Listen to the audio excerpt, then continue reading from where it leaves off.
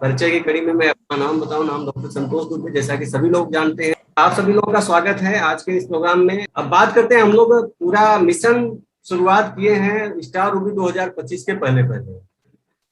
और star Ruby 2025 के पहले पहले की जब बात होती है तो यहाँ पे कुछ डिसिप्लिन की बात होती है, क्योंकि स्टार रूबी ऐसे ही नहीं आया जाता, आप सब लोगों को पता है। स्टार रूबी एक बहुत बड़ी कड़ी है इस सिस्टम की, और जिसमें कोर लीडर हो जाते हैं हम लोग अगर स्टार रूबी बनते हैं। अभी हम लोग सीधे बैठ जाएंगे अपने लैपटॉप या मोबाइल के सामने, और एक वीडियो चलेगा 3-4 मिनट का, और वो एक फीलिंग करना है अपनी आंखों को बंद करके। फिर उसके बाद हम लोग प्रोग्राम की शुरुआत करेंगे। अपनी आंखों को बंद करें और मन की गहराई से महसूस करते हुए इस प्रार्थना को गाएं।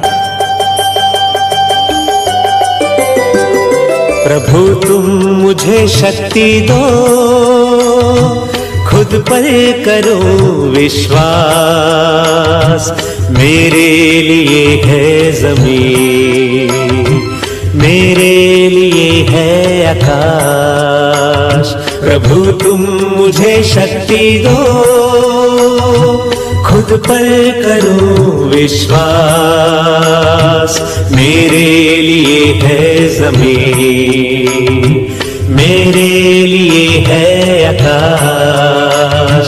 प्रभु तुम मुझे शक्ति दो।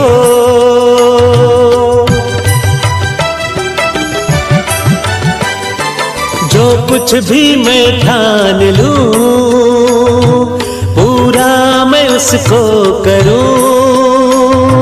चाहे हो बाधा कोई, ना मैं रुकूं ना डरूं।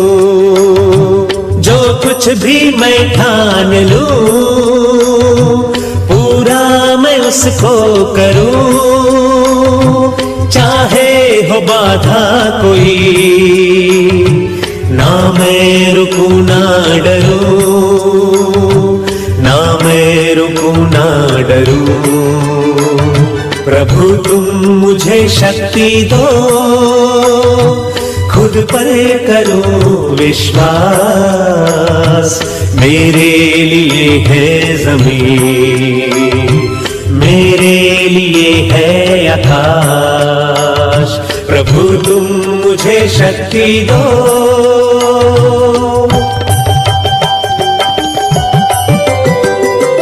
उन सबको मेरा नमन, जिनसे यह जीवन मिला।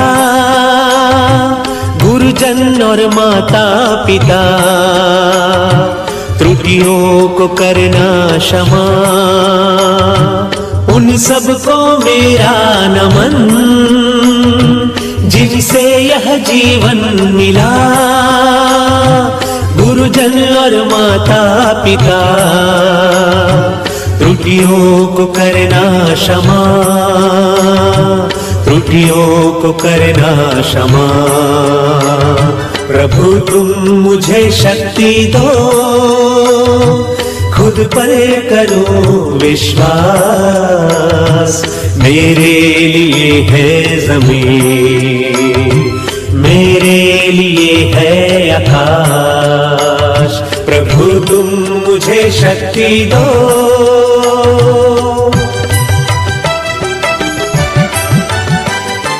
पाना है मुझको शिखर, खुशियां ही खुशियां जहां। सपने हैं मेरे बड़े, प्रभु रखना अपनी दया। पाना है मुझको शिखर, खुशियां ही खुशियां जहां। सपने हैं मेरे बड़े, प्रभु रखना अपनी दया। प्रभु रखना अपनी दया। प्रभु तुम मुझे शक्ति दो, खुद पर करो विश्वास। मेरे लिए है ज़मीन, मेरे लिए है आकाश। प्रभु तुम मुझे शक्ति दो।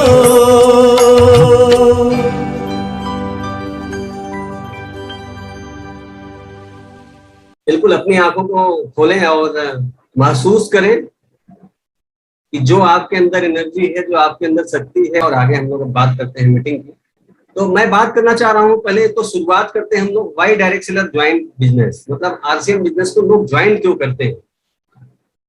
सबसे पहला मतलब कैसे ज्वाइन करते हैं, तो सबसे पहला क्या होता है, बाई ऑब्लिगेशन। मतलब एक ऐसे हो जाता है, लगभग 30% लोग ऐसे होते हैं जिनको मालूम ही नहीं है कि वो आरसीएम में जुड़े हैं। ये आप सब लोगों को पता होगा कि जैसे मैंने अपने किसी भाई को जोड़ दिया या किसी रिलेशन वाले को जोड़ दिया, अपना खरीदारी करके उनके आईडी लगा दिया। पूरे आरसीएम बिजनेस में 30% लोग ऐसे हैं जिनको पता ही नहीं कि वो आरसीएम में जुड़े हैं बाई ऑब्लिगेशन। उसके बाद बाई फोर्स 25% लोग हैं, ये लगभग 25% लोगों को जबरदस्ती जोड़ दिया जाता है। कोई कैरियर वाली बात नहीं होती, उनको समझाया नहीं जाता, कुछ नहीं मैं जुड़ा हूं आप जुड़ जाओ, बात खत्म। तो ऐसे भी लोग हैं 25% लोग। मिस गाइडेंस मतलब 20% लोग ऐसे हैं जिनको गुमराह करके जोड़ दिया जाता है कि आप आरसीएम में जुड़ जाओ, आपको लाखों करोड़ों रुपए आएंगे और आपको बिना काम किए आएंगे, आपको कुछ नहीं करना है, बस आप 1,000 2,000 की जो भी खरीदारी कर लो, जो कि पॉसिबल नहीं होता। फिर भी हम लोग मिस गाइडेंस मतलब गुमराह करके लोगों को जोड़ देते हैं। आप लोग सीरियस लोग हैं, आप लोग ऐसा नहीं करते, लेकिन ऐसा लोग करते हैं।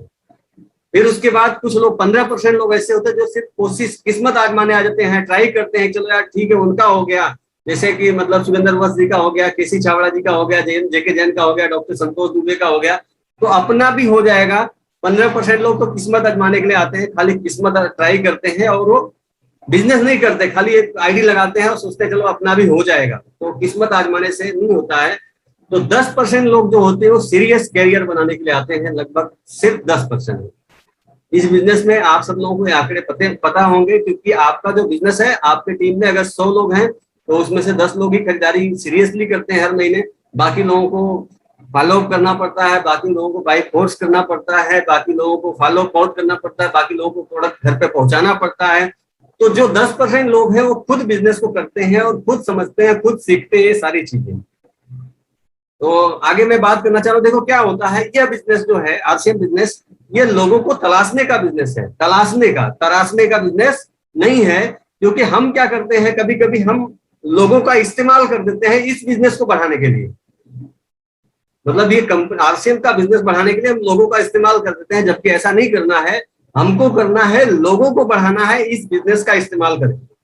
मतलब अगर आज हम लोग मुलाकात कर रहे हैं, सब लोग सामने हैं इस कंप्यूटर स्क्रीन पे, तो ये हम लोग एक आरसीएम बिजनेस को लेकर के आए हैं और हम लोग अपने विकास के लिए यहाँ पे आए हैं। तो कहने का मतलब है ये लोगों को तलाशने का बिजनेस है, तराशने का नहीं। आगे बात करते हैं इसमें कब कितने इस बिजनेस को छोड़ देते हैं। जो 10% लोग सीरियस लोग आते हैं तो उसमें भी बहुत सारा चैलेंज आता है, बहुत सारे लोग बिजनेस को छोड़ देते हैं। और क्यों छोड़ देते हैं उसका मैं बात करना चाह रहा हूँ आप लोगों से। 44% लोग ऐसे होते हैं, जो 10% लोग सीरियस कैरियर बनाने के लिए आए हैं, उनको अगर कोई एक बार रिजेक्शन दे दे कि यार मैं मतलब वो प्लान देने जा रहे हैं किसी को और उन्होंने एक तो बात बोल दिया ऐसा कि आरसीएम, वो फिर छोड़ देते हैं। उसके बाद 22% लोग ऐसे होते हैं जो एक बार रिजेक्शन मिला उनको, एक बार एक आदमी ने मना किया, फिर दोबारा फिर कोशिश करते हैं कि चलो इसके बाद इससे समझा लेते हैं।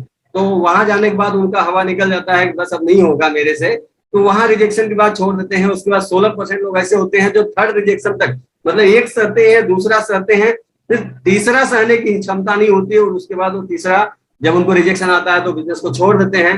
फिर उसके बाद 10% लोग ऐसे भी होते हैं जो चौथे तक जाते हैं, मतलब पहला, दूसरा, तीसरा, चौथा अब हो जाए, लेकिन उसके बाद बोलते हैं अब मेरे से बिजनेस नहीं होगा। उसके बाद अगर बात करें 8% लोग ऐसे होते हैं जो नेवर गिव अप, मतलब हम जैसे लोग होते हैं कि कोई कितना भी मना करे, क्योंकि हम सेल्स में हैं, हमको हो सकता है कई लोग बुरा बोलें, कई लोग अच्छा बोलें, कई लोग हमारी बुराई करें, कई लोग अच्छाई करें, कई लोग बिजनेस को बुरा करें बोलें, कई लोग प्रोडक्ट को बुरा करें, लेकिन तू चाहे जो बोल, कामयाबी तो मुझे लेनी है। मतलब आप लोगों का ये डायलॉग होता है कि कामयाब किसको होना है, मुझे। आप सब लोग बोलेंगे मुझे, तो जब मुझे कामयाब होना है तो सारा चीज सहना भी तो मुझे पड़ेगा। सारा चीज अगर मुझे लेना है तो सारा सहना भी मुझे पड़ेगा, सारा काम भी मुझे करना पड़ेगा, सभी लोगों का जो फॉलो अप है, सभी लोगों का रिजेक्शन है, वो सारी चीज सारा फेस करना पड़ेगा अपने आप को। तो ये 8% लोग होते हैं जो नेवर गिव अप, और यही लोग सफल होते हैं। तो आगे बात करते हैं आप सभी लोगों के बीच में। देखो वैल्यू होती है, अगर ये 8% लोग जो होते हैं वो अपनी वैल्यू बनाते हैं, और वैल्यू क्या होती है उसको हम लोग थोड़ा सा समझते हैं। वैल्यू क्या होती है, देखो आदमी अपनी औकात, जैसे सोच जो होती है, सोच से ज्यादा कभी पैसे नहीं बना पाता है। औकात मतलब सोच हो गया, जो आप जितना बड़ा सोच सकते हैं उतना बड़ा पा सकते हैं। कभी कभी भाग्य साथ देता है, लेकिन यह लाखों करोड़ों में एक के साथ होता है। लाखों करोड़ों में एक लोगों के साथ होता है। ये वैल्यू होती है, औकात होती है, सोच होती है। लोग कहते हैं कि मेरे अंदर प्रतिभा तो बहुत है, लेकिन उस हिसाब से मैं पैसे नहीं कमा पाता हूं, लेकिन उसे उसकी प्रतिभा के हिसाब से पैसे मिलते हैं। यह बात वो मानता नहीं है, एक्सेप्ट नहीं करता। कभी कभी लोग बोलते हैं आपके बीच में, मतलब मैं तो बहुत ये हूँ, मुझे बहुत काम करना है, मैं बहुत काम कर लेता हूँ, मेरी प्रतिभा ऐसी है कि मैं जिस कंपनी में काम कर रहा हूँ उसको मतलब मैं ऐसा विचार दे दूं तो ये प्लानिंग हो जाए कंपनी का, या इस अपलाइन को मेरी बात ही मान ले तो इतना बड़ा बिजनेस हो जाए। लेकिन उसकी जो सोच है, जो प्रतिभा है, उसके हिसाब से उसको पैसे मिलते हैं, उसके हिसाब से उसका बिजनेस बढ़ता है, ये मानता नहीं है। ऐसे ही मुझे एक जन मिल गए, मुझसे एक व्यक्ति ने कहा मैं आसिम में बहुत काम किया, और आप लोगों को भी मिलते होंगे कि मैं बहुत सारा ज्वाइनिंग कर दिया, लेकिन मुझे उस हिसाब से पैसा नहीं मिला। बहुत सारे लोग मिलते हैं आप लोगों को कि 100 ज्वाइनिंग कर दिया, 200 ज्वाइनिंग, मेरी बहुत बड़ी टीम थी, मैं आपसे बिजनेस को नहीं, मतलब मुझे पैसा नहीं मिला, या मुझे इतने लोगों को जोड़ने के बाद बिजनेस में नहीं बढ़ा, मैं बिजनेस को छोड़ दिया। मैंने उससे कहा कि आपको आपकी प्रतिभा या कौशल के हिसाब से जितना आना था उतना आया। वह मानने को तैयार नहीं है। फिर मैंने कुछ उदाहरण दिए, जो उदाहरण आप लोगों के सामने पेश कर रहा हूं। जैसे आप सभी लोग जानते हैं लॉयर होता है, वकील। एक वकील होता है, एक ही कॉलेज में पढ़ा हुआ वकील। आप सभी लोगों को पता है 2 वकील होते हैं, मतलब कई वकील होते हैं, एक ही कॉलेज पढ़ते हैं, लेकिन एक ही कॉलेज में पढ़े हुए 2 अलग अलग लॉयर अलग अलग जिंदगी जीते हैं। आप सभी लोगों को पता है, सेम बुक होता है, सेम एग्जाम होता है, सेम टीचर होते हैं, ये सबको पता है। ये कॉलेज की लाइफ स्टाइल बता रहा हूं। लेकिन क्या होता है, एक टाइपराइटर लेकर के बाहर, कोर्ट के बाहर रेंट एग्रीमेंट बनाता है, और दूसरा जो होता है लाखों रुपया लेता है चार्ज। वही वकील, वही कॉलेज, वही एग्जाम, वही टीचर, वही बुक, सारी चीजें वही है, फिर भी ऐसा क्यों? तो मेरे ख्याल से आप लोग समझ पा रहे होंगे, थोड़ी थोड़ी बातें रिलेट कर पा रहे होंगे। अब बात करते हैं एक डॉक्टर की। एक ही मेडिकल कॉलेज में पढ़ने वाले 2 अलग अलग छात्र अलग अलग जिंदगी जीते हैं, same book, same exam, same teacher. एक डॉक्टर 50 रुपया फीस लेता है, और एक डॉक्टर एक एक ऑपरेशन के 5-5 लाख रुपया लेता है। क्यों? उसने क्या किया ऐसा कि उसके साथ ऐसा हो रहा है? आगे बात करते हैं। देखो, वैल्यू मेक डिफरेंट, आप सब लोगों को पता है। वैल्यू जो होता है वो एक दूसरे को डिफरेंट करता है। आपकी सोच, आपकी वैल्यू, आपकी औकात, आपका नॉलेज, आपका जो एजुकेशन, ये सारा चीज आपको अलग अलग करता है। आप समझिए एक सिंगर है, एक रोड पे गाते हैं, और एक यहाँ आप लोग देख पा रहे हैं फोटो। तो ये सिंगर भी, इनका कितना चार्ज लगता होगा, उनका कितना चार्ज लगता होगा, ये आप लोग महसूस करते होंगे। ऐसे अगर बात करूं, म्यूजिक डायरेक्टर 700 सभी के पास होते हैं, फिर भी लोगों के चार्जेस अलग अलग। सबको पता है सारे गामा पद रे सा, हमको ही पता है, आपको पता है, लेकिन क्या ए आर रहमान को जो पता है वो हमको नहीं पता है। जबकि 700 सबको पता है, उनकी करोड़ों रुपया, लाखों रुपया फीस मिलता है उनको। मतलब उनका जो म्यूजिक है, उनका जो म्यूजिक बनता है, म्यूजिक डायरेक्टर है, उनको ऐसा मिलता है। अगर मैं बात करूं क्रिकेटर की, एक गली का क्रिकेट होता है और एक प्रोफेशनल क्रिकेट होता है। वहां पे जाने के बाद क्या होता है आप लोग समझ सकते हैं। क्योंकि अगर कोई भी चीज होती है, आप सब लोगों को मैं एक बार मीटिंग में बताया भी था कि कोई भी चीज एक टाइम बाउंड में होता है, एक लिमिटेशन होता है, तो वहां आपकी स्पीड बढ़ जाती है। जैसे हम लोग एक रोड पे या कहीं मैदान में नॉर्मल क्रिकेट खेल रहे हैं, लेकिन अगर हम लोग कहीं मैच ले लिए तो वहां पे 5 ओवर, 10 ओवर, 20 ओवर का रहता है, तो हमको 20 ओवर में वो रन बनाने होते हैं, वो विकेट लेने होते हैं, वो सारा मतलब माइंड सेट हो जाता है कि इतने में ही करना है। तो वो चीजें होती है, वैल्यू मेक डिफरेंट। क्रिकेटर की बात मैं कर रहा हूँ। उसके बाद अगर मैं बात करूं, आप लोग देख पा रहे हैं एक नाई की दुकान है। एक नाई होता है ऐसा और एक नाई होता है ऐसा, तो दोनों की फीस में कितना डिफरेंट होगा आप समझ सकते हैं। उसके बाद अगर बात करूं, आप अपनी वैल्यू बढ़ाएं, कमाई आपके पीछे पीछे आएगी। जैसे हम लोग डायरेक्ट सेलिंग कंपनी में हैं, मैं आपको एक रिलेशन, मतलब एक पहचान बताना चाह रहा हूं। देखो क्या होता है, आरसीएफ बिजनेस में आपके सामने same product, same company, same marketing plan, same LOS, line of sponsor, और सेम सेमिनार सबको मिलते हैं, ये सभी को मिलते हैं। लेकिन हम लोग क्या करते हैं, अब देखो आप, कभी कभी क्या होता है, बहुत सारे लोग बोलते हैं कुछ नहीं मिलता, इस बिजनेस में जुड़ने के बाद कुछ नहीं मिलता, बहुत सारे लोग बोलते हैं। और आप सोचो इन्होंने ऐसा क्या कर दिया कि लाखों रुपए हर महीने कमा रहे हैं। भाई यही आरसीएम सबके लिए, मतलब मेरा कहने का मतलब कि same product, same company, same marketing plan, same LOS, same seminar सबके लिए हैं, लेकिन कोई बोलता है कुछ नहीं मिलता, तो कोई लाखों रुपया महीने कमा रहा है। तो हम कहाँ उलझे हुए हैं, ये हमको समझना चाहिए, क्योंकि वैल्यू मेक डिफरेंट। आप आगे बात करते हैं। देखो, स्टार रूबी 2025 के पहले पहले अगर हमको जाना है तो सबसे पहले अपना दिमाग ना चलाकर नेटवर्क मार्केटिंग को समझना पड़ेगा। आगे आप लोगों को बहुत सारी ट्रेनिंगें मिलेंगी, जैसा मैं 4 टॉपिक अभी 1-2 मैं प्रोग्राम करूंगा ऐसा, जो आप लोगों को इंट्रोडक्शन के रूप में रहेगा। इस बिजनेस का थोड़ा सा विजन क्लियर होगा, आप लोग इसको देख के मोटिवेट होंगे। लेकिन जब तीसरा चौथा प्रोग्राम मैं करूंगा तो आपको मैं मोटिवेशन नहीं दूंगा, वो आपका विजन क्लियर करेगा। मतलब वो जो प्रोग्राम मिलेगा उसमें विजन क्लियर होगा। तो अपना दिमाग न चला कर नेटवर्क मार्केटिंग को समझो और आगे काम करो, क्योंकि फ्यूचर ऑफ डायरेक्ट सेलिंग की अगर मैं बात करूं 2021 से 2025 के बीच, तो मैं इसीलिए इस मुहिम को छेड़ना चाहा, मुझे उचित लगा इस मुहिम को छेड़ना, क्योंकि हमारे साथ आप लोग जुड़े हैं और आप लोगों की कामयाबी मेरी जिम्मेदारी है। अब जो नहीं होना चाहता है तो फिर अपनी भी आराम से रहने की बारी है। तो आप लोग जिम्मेदार पर्सन हैं और 2021 से 25 एक गोल्डन पीरियड है डायरेक्ट सेलिंग का, और इस बीच में आप सभी लोगों को काम करना है, क्योंकि अभी मैं कल ही सर्च किया था, डायरेक्ट सेलिंग का मार्केट वर्तमान में 15,000 करोड़ का चल रहा है, जो कि अभी तक हम लोग समझ रहे थे कि 8,000 करोड़ का है। मैं कल गूगल पे सर्च किया, क्योंकि मैं कल स्लाइड बना रहा था, 15,000 करोड़ का टर्नओवर चल रहा है। और उसमें अगर मैं बात करूं 2025 तक ये 65,000 करोड़ तक चला जाएगा। ये मार्केट का अनुमानित आकार है 65,000 करोड़। आप सोचिए कई गुना। और अगर हम लोग अब भी नहीं समझ रहे हैं तो कहीं ना कहीं देरी कर रहे हैं। और उसमें भी अगर हम कंज्यूमर हेल्थ की बात करें, जो न्यूट्रिशन है हमारे पास, तो 20,000 करोड़ का तो उनका अकेले का है। और हमारे पास ऐसे प्रोडक्ट हैं, Indian rate, Indian culture, Indian mentality को जम जाते हैं, चाहे वो न्यूट्रिशन को लेके हो, चाहे एफएमसीजी को हो, सबको जमता है, सब लोग काम कर सकते हैं इस पर। अब बात करते हैं, होंगे आपके सपने पूरे? तो कैसे होंगे इस पे हम लोग डिस्कस करेंगे, क्योंकि देखो आपका बिजनेस इस ट्रेनिंग के माध्यम से 1,000 गुना बढ़ाना है। आगे बात करते हैं डायरेक्ट सेलिंग के ऊपर। लोग दुकान क्यों बदलते हैं? तो सबसे पहला पॉइंट है कि दुकानदार के व्यवहार की वजह से। देखो हम लोग आरसी बिजनेस कर रहे हैं, मतलब हम लोग एक चलता फिरता शोरूम है, या तो मैं बात करूं एक खुद आप स्ट्रक्चर ऐसे हो कि आप कहीं भी बिजनेस स्टार्ट कर सकते हो। मैं चाहे महाराष्ट्र में रहूं, चाहे यूपी में जाऊं, चाहे बिहार में जाऊं, चाहे गुजरात में जाऊं, चाहे दिल्ली में जाऊं, कहीं भी जाऊं, मैं अपना बिजनेस स्टैंड कर सकता हूं। मतलब हम लोग चलते फिरते एक शोरूम है। और आप सब लोगों को पता है दुकानदार के व्यवहार की वजह से ही लोग दुकान चेंज करते हैं। तो हमें अपना व्यवहार कैसा रखना है, उसके बाद प्रोडक्ट की क्वालिटी अच्छी हो तो लोग दुकानदार को, मतलब अगर अच्छी नहीं हो वहां पे तो लोग दुकान चेंज कर देते हैं। प्रोडक्ट की कीमत सही होनी चाहिए, उसके बाद प्रोडक्ट की पैकिंग सही होनी चाहिए। ये 4 चीजें हैं जो आप लोगों को मतलब ध्यान से समझना चाहिए कि ये हमारे अंदर बदलाव लाना है। हमारा व्यवहार सही होना चाहिए, क्वालिटी अच्छी होनी चाहिए हमारे प्रोडक्ट की, वो है ही, कोई डाउट नहीं है, कीमत सही है, सबको पता है, पैकिंग भी अच्छी है। ये 4 पॉइंट है। उसके बाद बात करते हैं आरसीएम में इनकम के तरीके क्या क्या हैं।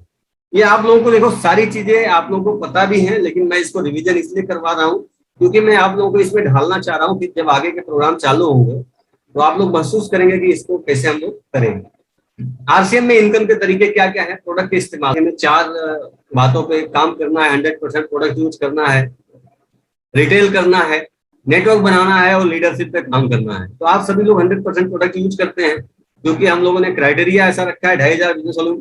जिन लोगों ने नहीं किया है इस महीने पूरे 30 तारीख 31 तारीख तक कर ले।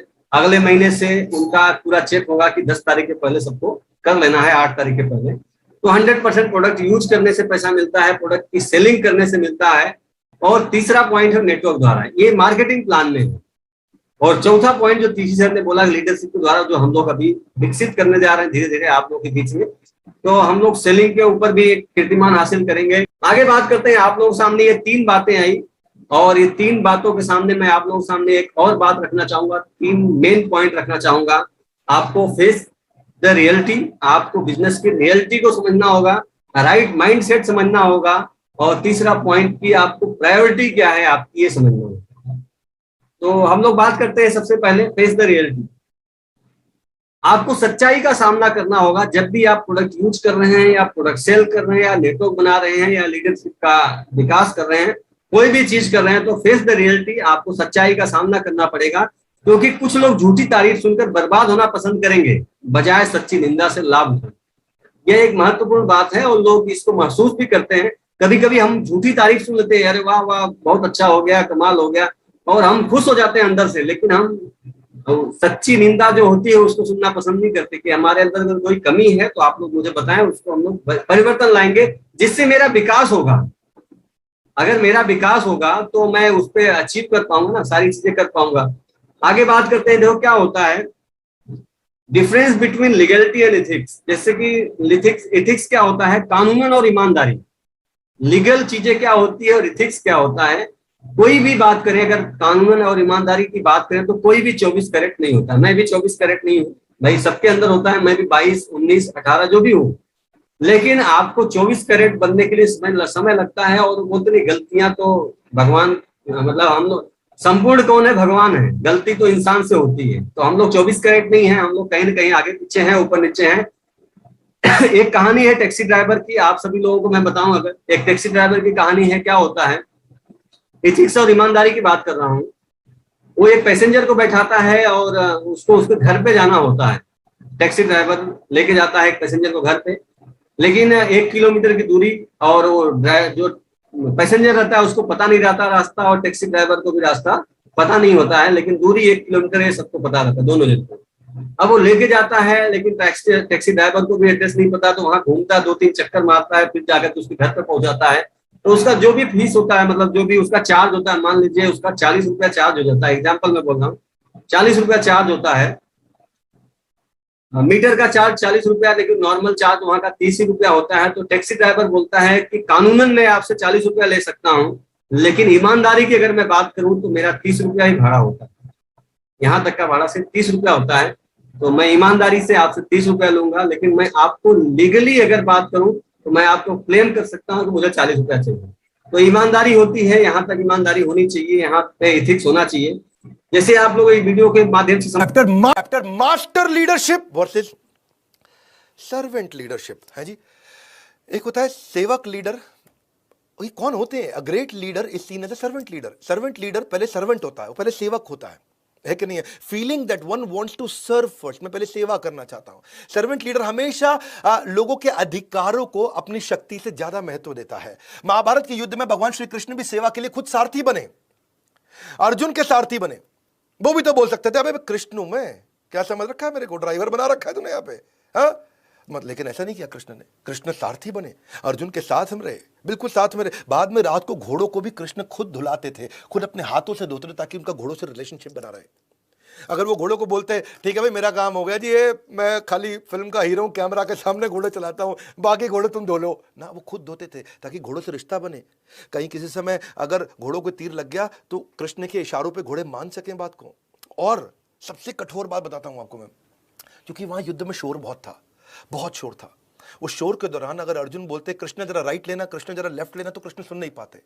इसीलिए उन्होंने आपस में रूल बनाया कि अर्जुन अगर तुम मुझे राइट दिलवाना हो तो मेरे दाएं कंधे पे जोर से लात मारना, तो मैं दाएं ले लूंगा। इमेजिन करिए, अगर लेफ्ट लेना हो तो मेरे बाएं कंधे पे लात मारो तो मैं लेफ्ट ले लूंगा रथ को। अगर तेज चलाना हो तो मेरी पीठ पे 2 बार लात मार देना, अगर रोकना हो तो मेरी पीठ पे 1 बार लात मार देना। इमेजिन करो, उसको बोलते हैं सर्वेंट लीडर। इतने विनम्र, खुद मार खाने को तैयार हो रहे हैं अर्जुन के द्वारा। इसको बोलते हैं सर्वेंट। त्रिलोकीनाथ सर्वलोक महेश्वरम, उनके पास सब कुछ है। कह सकते थे अर्जुन मैं तेरे पास अपना बेस्ट सारथी भेज देता हूं, मेरे पास एक मेरा लौंडा है बहुत बढ़िया काम करता है, उसको भेजता हूं तेरे पास।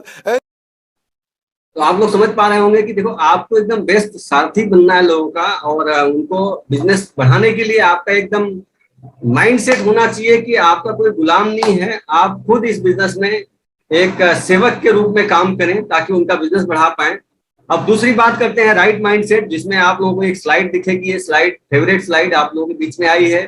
जब मन कमजोर होता है तो परिस्थितियां समस्या बन जाती हैं, जब मन स्थिर होता है तो परिस्थितियां चुनौती बन जाती हैं, जब मन मजबूत होता है तो परिस्थितियां अवसर बन जाती हैं। तो आप सभी लोगों को अपने मन को मजबूत बनाना है और अवसर को पहचानना है, क्योंकि आप सभी लोगों को पता है, एक होता है मसल पावर, शारीरिक शक्ति होता है, एक माइंड पावर होता है, मन की शक्ति होती है। और ये कैसे होता है, मन की शक्ति जब आपका मजबूत रहेगा, मन मजबूत रहेगा तो क्या होगा, क्रिएटिविटी आएगी, इंस्पिरेशन आएगा, स्ट्रेटेजी, आइडिया, वर्क, मतलब सारी चीजें आपके माइंड में चलेगी। लेकिन अगर आपका मन कमजोर हो गया तो आपका मैन भी कमजोर हो गया, आप कमजोर हो जाओगे। तो आपके मन को मजबूत बनाना है तो मेंटल टफनेस मतलब आपका मन अगर मजबूत करना है और फिजिकल टफनेस दोनों चीज मैं बात करना चाह रहा हूं आप लोगों से। मेंटल टफनेस क्या होता है, आपके दिमाग में हमेशा पॉजिटिव विचार आते रहेंगे, तो आपका माइंड पॉजिटिव बातों के लिए मजबूत हो जाता है। अक्सर लोगों का कहना है मेरे दिमाग में बहुत से विचार आते रहते हैं, उससे कैसे कंट्रोल किया जाए, इसके बारे में हम लोग बात करेंगे। लेकिन फिजिकल टफनेस क्या होता है, आप हमेशा स्वस्थ रहें, इसके लिए अपने शरीर को क्या खाना चाहिए, कैसे रहना चाहिए, इस बातों का ध्यान रखते हैं और आप व्यायाम करते हैं तब आपका शरीर स्वस्थ रहता है। ये मेंटल और फिजिकल टफनेस होता है। अब बात करते हैं, देखो फिजिकल टफनेस में आप सभी लोगों को पता है, मेंटल टफनेस में बताना चाहूंगा। जैसे आप किसी एक होटल में गए, आपके मन में बहुत सारे विचार आते हैं, ऐसे आप किसी होटल में गए तो वेज सैंडविच का आपने ऑर्डर दे दिया, वेज सैंडविच का ऑर्डर दे दिया आपने। अब वो जो वहां का वेटर है वो वेज सैंडविच ना ला करके नॉन वेज सैंडविच ला दिया, वेज नहीं लाया नॉन वेज ला दिया। तो कुछ नए साथी हैं, मैं जानना चाहूंगा वो क्या करेंगे फिर उस समय, कमेंट करें एक बार। उसने नॉनवेज दे दिया, वेज की जगह पे नॉनवेज दे दिया, तो एक बार कमेंट करें क्या करेंगे बेटर के साथ, या वो क्या करेंगे वो बताएं जरा, एक बार कमेंट करें। कुछ लोग गुस्सा हो जाएंगे, रिटर्न करेंगे, वापस कर देंगे। जी जी जी बिल्कुल, देखो गुस्सा हो जाएंगे, पवन जी ने बोला है नहीं लेंगे, उसको वेज लाने के लिए कहेंगे, वेज लाने के लिए बोलेंगे, रिटर्न कर देंगे। बिल्कुल, देखो आप लोगों ने जो कमेंट किया बहुत सही किया, बहुत सारे लोग अभी भी टाइप कर रहे हैं, तो अब मैं समझ गया आप लोगों की भावनाओं को।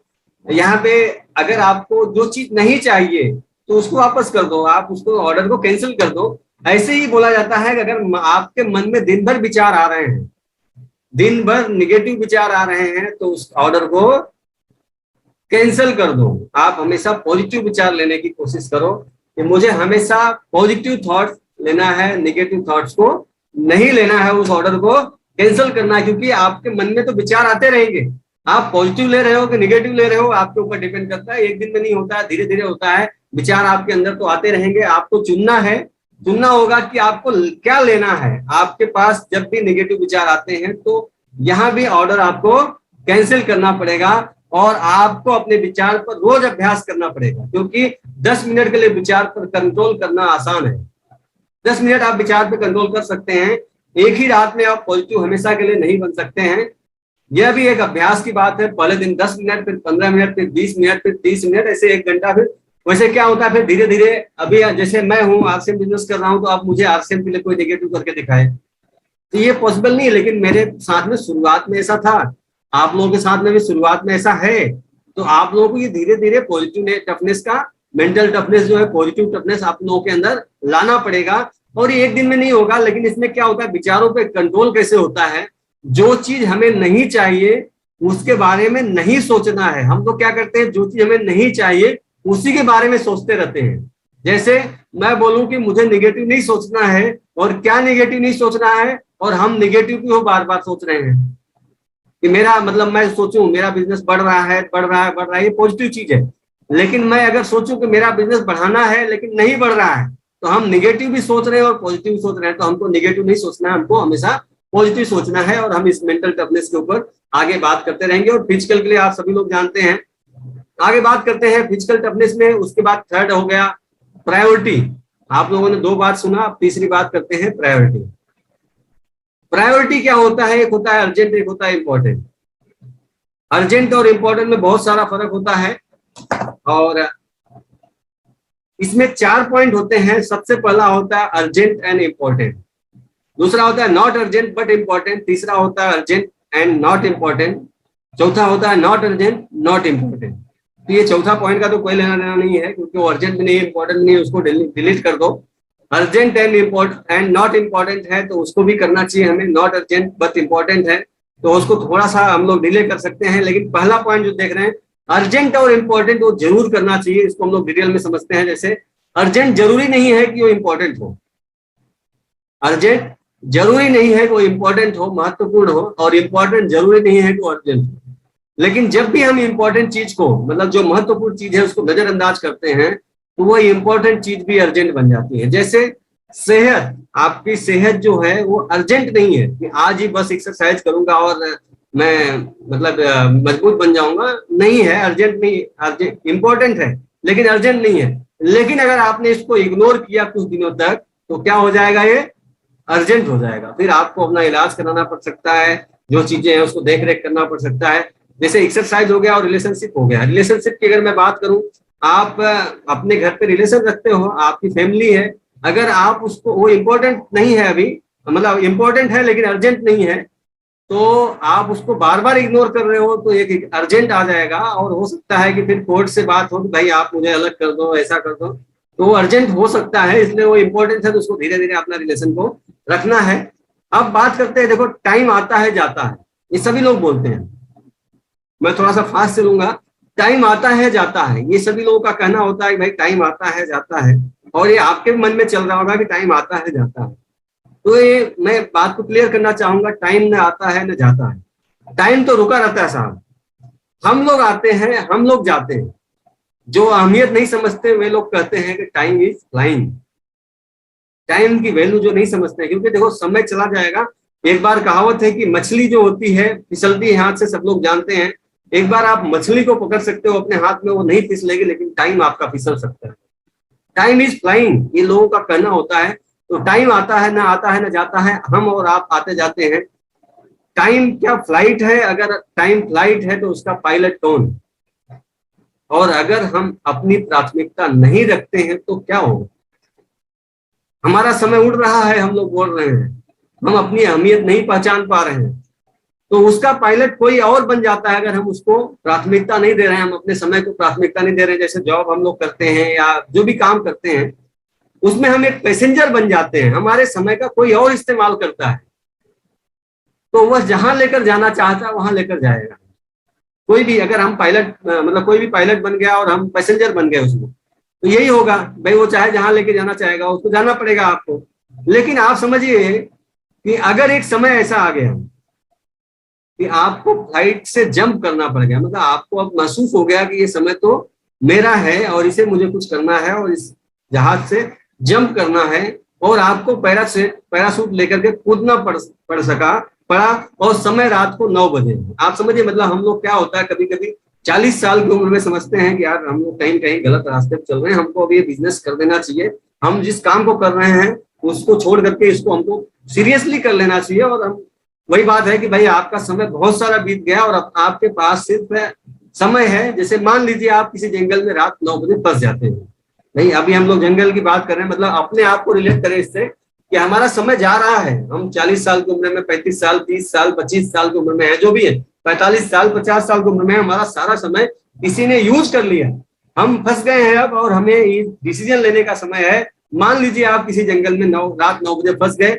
और घना जंगल है जहां बहुत सारे जानवर हैं और जंगल का उसूल है, तो आप जानते हैं कि रात 10 बजे के बाद जंगल में कोई भी जाए तो वह जानवरों का भोजन बन जाता है। मतलब आपकी उम्र खत्म हो रही है, अब आप जानवरों का भोजन, मतलब आप अपने, तो भाई जो काम कर रहे हो अब उसका शिकार हो चुके हो, आप कुछ परिवर्तन नहीं कर पाओगे। लेकिन मान लीजिए आपके पास कोई एक और रास्ता निकलता है, उसी समय एक सेल्समैन कहीं से आ जाता है, हम लोग जैसे, हम लोग नेटवर्क मार्केटिंग कर रहे हैं, और वह बोलता है, घड़ी खरीदने के लिए कहता है आपको, उस घड़ी में पता लगेगा कि कितना समय बचा है, क्योंकि आप रात को 9 बजे फंसे हो और 10 बजे तक का आपका समय है, और घड़ी आपको टाइम बताएगा कि आपके पास कितना समय बचा है। तो अब आप हैरान हो, लेकिन फिर उस इंसान का चेहरा देखकर कहता है, घबराइए नहीं, मेरे पास कंपास बॉक्स भी है जो आपको दिशा बताएगा, जो आप लोग दिशा सूचक यंत्र जिसको बोलते हैं, आप लोग जानते होंगे, वो आपको बताएगा। अब आपको प्रायोरिटी रखनी है। अब बताइए उस इंसान के पास प्रायोरिटी क्या है, कि घड़ी लेगा या कंपास बॉक्स लेगा? कंपास बॉक्स बताएगा कि आप इस दिशा में जाओगे तो आप 1 घंटे बाद जंगल से बाहर निकल जाओगे, और घड़ी बताएगा कि आपके पास 1 घंटे का समय है। अब वो डिसीजन क्या ले सकता है? ऑब्वियसली वो कंपास बॉक्स नहीं लेगा, जो दिशा बता देगा, और फटाफट जंगल से निकल जाएगा। आगे देखिए क्या होता है, direction is much more important than speed. दिशा की अहमियत रफ्तार से कहीं ज्यादा होती है। आप दिशा, मतलब गलत दिशा में जा रहे हो, तेज जा रहे हो, कोई मतलब नहीं है। हम लोग दिन रात काम कर रहे हैं आज बिजनेस में, लेकिन दिशा सही नहीं है, हम लोग कौन सी दिशा में जा रहे हैं, किस गली जा रहे हैं, पता नहीं है। तो हमें रफ्तार जो होता है, रफ्तार देखो, दिशा और दिशा की अहमियत रफ्तार से कहीं ज्यादा होती है। तो आप लोगों को दिशा सेलेक्ट करना है। हम लोग स्टार रूबी की तरफ चल रहे हैं, तो जो सिस्टम बताया जा रहा है, आगे हम लोग बात करेंगे इस पे। तो इस पे हम लोगों को काम करना है। एक सच्ची घटना मैं आप लोगों के सामने एक पेश करना चाह रहा हूँ, क्योंकि देखो क्या होता है, मैं दिशा की बात किया आप लोगों से, तो उसी पे एक सच्ची घटना मुझे याद आई। एक मैनेजर अपनी आर्थिक तंगी से परेशान होकर एक वित्तीय विशेषज्ञ, जैसे फाइनेंशियल एडवाइजर जिसको बोलते हैं, सलाह लेने का फैसला करता है। मैं हिंदी में इसलिए लिखा हूँ, उसको मैं जो चीज नहीं समझ में आएगी आप लोगों को क्लियर करते जाऊंगा। तो फाइनेंशियल एडवाइजर से सलाह लेने का फैसला लेता है। मैनेजर सलाहकार का, जो फाइनेंशियल एडवाइजर का अपॉइंटमेंट लेता है और उसके ऑफिस पहुंचता है। उसके ऑफिस पहुंचता है तो वहां उसको दो दरवाजे दिखते हैं। उसके रिसेप्शन में जाता है, उसको दो दरवाजे दिखते हैं। दोनों दरवाजे में एक पे लिखा था कर्मचारी और एक पे लिखा था सेल्फ एम्प्लॉयड। तो वो सोचा कि मैं तो नौकरी करने वाला हूँ और मुझे कर्मचारी वाले दरवाजे को खोलना चाहिए। वो दरवाजा खोलता है, उसके सामने दो दरवाजे फिर दिखते हैं और दोनों पे लिखा था, एक पे लिखा था 40,000 से कम अगर इनकम है और एक पे लिखा है 40,000 से ज्यादा की इनकम है। तो कर्मचारी था, वो बोला कि मुझे तो 40,000 से कम इनकम आती है तो मैं 40,000 से कम वाला सिलेक्ट करता हूँ। फिर उसको दो दरवाजे दिखते हैं और जैसे दो दरवाजे दिखते हैं तो दोनों पे लिखा होता है, एक पे अगर आपकी बचत 2,000 से कम है और एक पे लिखा है 2,000 से ज्यादा है। अब क्या होता है भाई, सोचता है कि मेरी बचत तो 2,000 से कम है, अभी तो मेरे पास 1,500 रुपए ही है अभी मेरे जेब में। तो मैं लिखता हूँ, देखता हूँ और 2,000 से कम वाले दरवाजे को खोलता हूँ। जैसे ही वह कम बचत वाला दरवाजा चुनता है, वह फिर ऑफिस से बाहर सड़क पर चला जाता है। अब सड़क पर चला जाता है, इसका कहानी का सार आप क्या समझेंगे? देखो क्या होता है, सीख क्या है, समान दरवाजे समान परिणामों की ओर ले जाते हैं। हम डेली वही काम करते हैं, अगर हम लोग वही काम करते आएंगे जो पहले करते आए हैं तो हमें रिजल्ट वही मिलेगा जो पहले मिलते आए हैं। अगर हमको रिजल्ट अलग चाहिए तो हमको काम अलग करना पड़ेगा। आगे बात करते हैं। देखो किसी भी मीटिंग के दो पहलू होते हैं, आप सभी लोगों को पता है, स्टेज एंड चेयर। एक होता है स्टेज और एक होता है चेयर। स्टेज पे एक व्यक्ति होता है और चेयर पे हजारों होते हैं। और मैं देखो, मेरी दिली इच्छा है मेरी टीम आगे बढ़े और मेरा कहना ऐसा है कि कब तक ताली बजाओगे लोगों के लिए, कभी तो ताली बजवाना सीखो। अब आप लोगों को ताली बजवाना सीखना है, काम करना है, रिजल्ट लाना है। अब और रिजल्ट कैसे लाना है वो हम लोगों को स्टेप बाय स्टेप लाना है। मैं आप लोगों को बताते जाऊंगा कैसे क्या करना है। देखो क्या होता है, आप लोगों को दिख रहा है कि अपने आप को आज से बदलना शुरू करो, क्योंकि बदलाव ही एक ऐसी चीज है जो कभी नहीं बदलती, बाकी सभी चीजें बदलती। ये बदलाव ही ऐसी चीज है जो कभी नहीं बदलती। तो आप अपने आप को बदलाव करो, क्योंकि क्या होता है, अपने आप का निर्माण करना शुरू करेंगे तो लगेगा, ये थोड़ा सा यह लगेगा कि महंगा और अकेला होने का बलिदान मांगता। कभी भी आप अपने आप को निर्माण करना सोचेंगे तो आपको क्या लगेगा कि महंगा है, मतलब पैसा लग रहा है, या बहुत सारे लोग आ नहीं रहे हैं, मैं अकेला आया हूँ मीटिंग में, या मुझे अकेले ही। देखो कभी भी आप स्टार रूबी बनेंगे तो आपके सभी पड़ोसी नहीं बनेंगे, ये आपको पता है।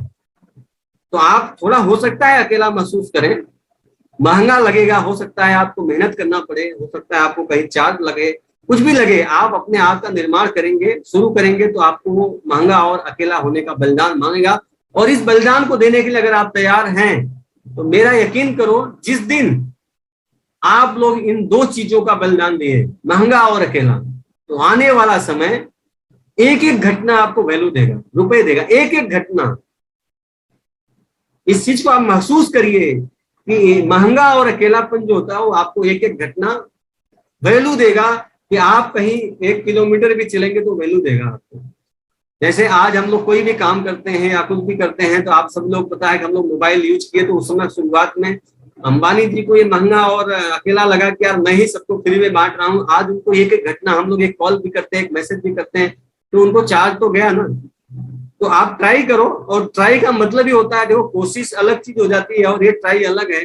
Time to reinvent yourself, आप अपने आप को इन्वेंट करो, और ये जरूरी है कि अगर आप री इन्वेंट करते हो तो आप परिवर्तन ला सकते हो। शास्त्र उठाना है, शस्त्र नहीं। One more time, come on, क्या उठाना है? शस्त्र नहीं उठाना है। हाँ, भगवत गीता जो है ना, देखो जो पढ़ता है वो कभी नहीं लड़ता है और किसी हालत में नहीं अकड़ता है। बड़ा इंपॉर्टेंट है ये कि भगवत गीता में अर्जुन शुरू में युद्ध करने को मना कर दिया, मैं जीता तो भी हारा, मैं हारा तो भी हारा, और अगर मैं जीता तो भी हारा, सामने वालों को मारूंगा, मेरी उसमें मेरी हार है, मैं मर जाऊंगा उसमें मेरी हार है, मैं युद्ध नहीं करूंगा। है जी। अचानक मतलब आ करके बैटल फील्ड में पहुंच के अर्जुन ने लड़ाई कैंसिल कर दी। ऐसा होता है ना कि आप किसी का इंटरव्यू लेते हो, वो ज्वाइनिंग के लिए अग्री कर जाता है, सैलरी नेगोशिएट हो जाती है, ज्वाइनिंग वाले दिन कहता है नहीं नहीं मेरा प्लान चेंज हो गया। अबे पहले बता देता, मैं किसी और की ज्वाइनिंग करा लेता। अर्जुन को कृष्ण कह सकते थे, अर्जुन तेरे को मालूम नहीं था पहले सामने दुर्योधन है, यहां आके क्यों बोल रहा है तू, आखिरी मिनट में तू आके तंग कर रहा है यहाँ पे, है जी, बोल सकते थे। लेकिन जैसे अर्जुन का युद्ध था ऐसे ही हम सबके जीवन में अपना युद्ध है। Teacher, lawyer, doctor, chartered accountant, सबका अपना युद्ध है, अपना युद्ध है। तो आप लोग मेरे ख्याल से समझ चुके होंगे, इस चीज को समझ रहे होंगे कि आपको भी ये परिवर्तन करना होगा और आपको ये सोचना पड़ेगा, समझना पड़ेगा कि हम शास्त्र उठाना, क्योंकि आप अपने आप को नए अंदाज में निर्मित करो। अब आप यहाँ आने के बाद रिटर्न होने के लिए मेरे ख्याल से कोई रास्ता नहीं होना चाहिए, आपको रिजल्ट दिखाना पड़ेगा। आप यहाँ आए हो, एक इमोशनली आप महसूस करो कि जब आप सीख रहे हो तो आप रिजल्ट लाओगे, तो आपकी टीम भी आपको रिजल्ट लाएगी। अगर हम डुप्लीकेशन करते जाएंगे तो इस बिजनेस में बड़ा अचीवमेंट करेंगे। बदलाव एक राइट माइंडसेट है, बदलाव एक राइट माइंडसेट है। और राइट माइंडसेट क्या होता है, देखो क्या होता है राइट माइंडसेट की मैं अगर बात करूं, जब तक अपलाइन यह नहीं कहने लगे कि आपकी टीम है, तब तक आप कामयाब नहीं है। आपकी अपलाइन की टीम है और आपकी टीम है, दोनों में बहुत फर्क होता है। टीम तो पूरी अपलाइन की होती है भले से, तो आपको अगर आपकी अपलाइन बोल दे कि सर ये आपकी टीम है, तो आप कामयाब मानिए अपने आप को। नहीं तो जब तक आपको आपकी अपलाइन के नाम से जाना जा रहा है तब तक आप कामयाब नहीं है। आपको आपके नाम से जाना जाए तो आप कामयाब हैं। ये आप सब लोग पुरानी बातें हैं, सब जानते होंगे। देखो सफलता सभी चाहते हैं, खास बात है आप लोग सामने पेश मतलब मैं बोलने जा रहा हूं। सफलता सभी चाहते हैं और बोलते हैं कि मेरी बहुत इच्छा है, मेरी बहुत इच्छा है सफल होने की। और अगर आपकी इच्छा है तो यही समस्या है। देखो बात थोड़ी सी उल्टी लग रही होगी, लेकिन अगर ये इच्छा है तो ये बहुत बड़ी समस्या है। क्यों? क्योंकि देखो क्या होता है, एक इच्छा होता है, एक इरादा होता है। कभी भी इच्छा का सौदा हो सकता है और जिंदगी में जब भी दबाव पड़ता है इच्छा हमेशा कमजोर पड़ जाता है। जैसे मेरी इच्छा है, चलो यार ठीक है भिलवाड़ा चलना था, इच्छा है, लेकिन अगर कोई दबाव आया तो फिर वो बदल भी सकता था। लेकिन मैंने इरादा बना लिया तो इरादा का सौदा नहीं हो सकता है। और जिंदगी में जब भी दबाव पड़ता है इच्छा हमेशा कमजोर पड़ जाती है, लेकिन इरादा मजबूत हो जाती है। तो आज से आप लोगों को क्या करना है, इरादा करना है, इच्छा नहीं। इच्छा से कुछ नहीं होने वाला, इरादा करना है कि मुझे ये चीज चाहिए चाहिए। गोल्डन स्टेटमेंट की मैं बात करना चाहूंगा आपसे, परमात्मा मुझे संतुलन दो, जो मैं बदल नहीं सकता आपकी सौगात समझकर स्वीकार करूं। और अगर बदल सकता हूं तो इतनी हिम्मत और हौसला दो कि मैं उसे बदल सकूं। और इतनी सद्बुद्धि दो, कम से कम इतना तो समझ में आ जाए मुझे कि मैं फर्क कर सकूं कि क्या बदल सकता हूं और क्या नहीं बदल सकता हूं। जैसे देखो जन्म, माता पिता, संतान, कद और जिस्म का रंग। जन्म हमारा कहाँ हो ये हम लोग नहीं डिसाइड कर सकते, हमारे माता पिता कौन हो नहीं डिसाइड कर सकते, मतलब ये हम बदल नहीं सकते। जन्म हम बदल नहीं सकते, माता पिता बदल नहीं सकते, हमारी जो संतान है उसको हम बदल नहीं सकते, हमारी जो लंबाई है वो बदल नहीं सकते, हमारा जिस्म का रंग गोरा काला जो भी है वो बदल नहीं सकते। तो ये परमात्मा की सौगात है, इसको हम लोग स्वीकार करना चाहिए। और अगर मैं बात करूं, देखो कभी भी हम इस जन्म को या जो भी चीजें हैं हम इसको बदल नहीं सकते हैं, तो हम उसको स्वीकार करें। और जो बदल सकते हैं, क्या हमारे अंदर विचार होने चाहिए, क्या हमारे अंदर अचीवमेंट होना चाहिए, हम बदल सकते हैं, उसकी सद्बुद्धि हमको मिलना चाहिए। गोल्डन स्टेटमेंट की बात करें तो एक जिंदगी एक फैसला भी है और एक समझौता भी। जिंदगी एक फैसला भी है और एक समझौता भी है। अगर मैं आपके साथ बदतमीजी के साथ पेश आता हूं तो मैंने फैसला किया कि आप भी मेरे साथ बदतमीजी से पेश आओ। मैंने फैसला कर लिया कि आप भी मेरे साथ बदतमीजी से पेश आओ।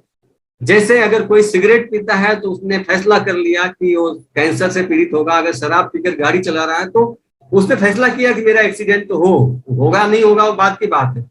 अगर आपने सच बोलने का फैसला कर लिया तो आप विश्वसनीय बन जाएंगे सबके सामने। अगर मैं व्यायाम करता हूं तो मैं स्वस्थ बनूंगा। हम सब एक फैसला लेने तक आजाद हैं। मैंने कोई फैसला ले लिया तब तक मैं, देखो हम सब क्या है, जब तक हम फैसला नहीं लिए हैं तब तक हम आजाद हैं। फैसला लेने के बाद हम आजाद नहीं रहते हैं, लेकिन जब तक हम फैसला ले चुके होते हैं उसके बाद फैसला हम सब पर काबू पा लेता है, हमारी आजादी खत्म हो जाती है। हमने फैसला लिया इस ट्रेनिंग प्रोग्राम में आने के लिए, तो यकीन मानिए कि आपको 1 घंटा, 1.5 घंटा, 2 घंटा जो भी ट्रेनिंग होगी आपको बैठना पड़ेगा। ये आपका फैसला था, आपने इस ट्रेनिंग को में शामिल हुए और इस ट्रेनिंग के तरीके से काम करेंगे, आपका फैसला था और इसमें आप आजाद होंगे, तो वो आपकी जिम्मेदारी होगी कि आप कहाँ जा रहे हैं। उसके आगे अगर मैं बात करूं, जैसे ताश के पत्ते, सभी को पता है कि ताश के पत्ते कैसे मिलते हैं इसका फैसला हम नहीं कर सकते, लेकिन खेल कैसे सकते हैं इसका समझौता हम कर सकते हैं। तो सिंपल सी बात है, देखो जीतने वाले कोई अलग काम नहीं करते हैं, बल्कि हर काम को अलग ढंग से करते हैं। जीतने वाले उस काम को करने की आदत बना लेते हैं जो हारने वाले कभी करना नहीं चाहते हैं। तो आप सभी लोगों को ये महसूस होना चाहिए कि हम जो भी काम कर रहे हैं उसकी आदत हमको बनानी है। आदत कैसा बनाना है, देखो आप सभी, ये 3 पॉइंट है आप लोगों के सामने। जैसा कि असफल लोग क्या करते हैं, जो उनको पसंद होता है, और सफल लोग क्या करते हैं, जो उनको पसंद नहीं होता है। कि जैसे भाई सुबह उठना, फिर इतना मेहनत करना, लोगों को समझाना, ये पसंद नहीं होता है, लेकिन फिर भी हम लोग काम को करते हैं क्योंकि हमें सफल होना है। और दूसरा पॉइंट में मैं बात करूं, सफल लोग असफल लोग उनसे मिलना चाहते हैं जो उन्हें पसंद करते हैं या जो उनसे मिलना चाहते हैं। लेकिन सफल लोग क्या होते हैं, हम लोगों से बहुत सारे लोग नहीं मिलना चाहते। हम जिसको मार्केटिंग प्लान देके आ गए हो, हमसे मिलना नहीं चाहते, लेकिन फिर भी हम उनसे बार बार मिलना चाहते हैं क्योंकि हमें सफल होना। असफल लोग कंडीशनल सक्सेस चाहते हैं कि बस ऐसा हो जाए तो अच्छा होगा, मैं स्टार भी बन जाऊं तो अच्छा बन जाऊं, तो कुछ नहीं होता ना। और सफल लोग होते हैं अनकंडीशनल, मैं ये काम करूंगा तो मुझे स्टार मिले। तो आप सभी लोगों के बीच में मैं कुछ बातें रखना चाहूंगा, 2-5 मिनट हम लोग और बात करेंगे। देखो आदत जो होती है, जब तक हम लोग इसकी आदत नहीं डालेंगे तब तक कैसे काम करवा सकते हैं, क्योंकि जब देना नहीं सीखेंगे तो लेना कैसे सीखेंगे। आप अपने, देखो बीसी छाबड़ा जी बोलते हैं, आप देवता बन के जाओ, देने वाले बन के जाओ। अगर आप लेने जाओगे तो दुत्कार मिलेगी, देने जाओगे तो जय जयकार मिलेगी। आप देने जाओ, किसी को बिजनेस देने जा रहे हो, आप किसी को स्टार भी देने जा रहे हो, किसी को कामयाबी का राज देने जा रहे हो, सफल होने का रास्ता बता रहे हो। सफल लोग ये नहीं सोचते कि क्या है, वे ये सोचते हैं कि क्या होगा। इसी के साथ मैं अपनी बातों को विराम दूंगा। धन्यवाद, आप लोगों ने मुझे सुना।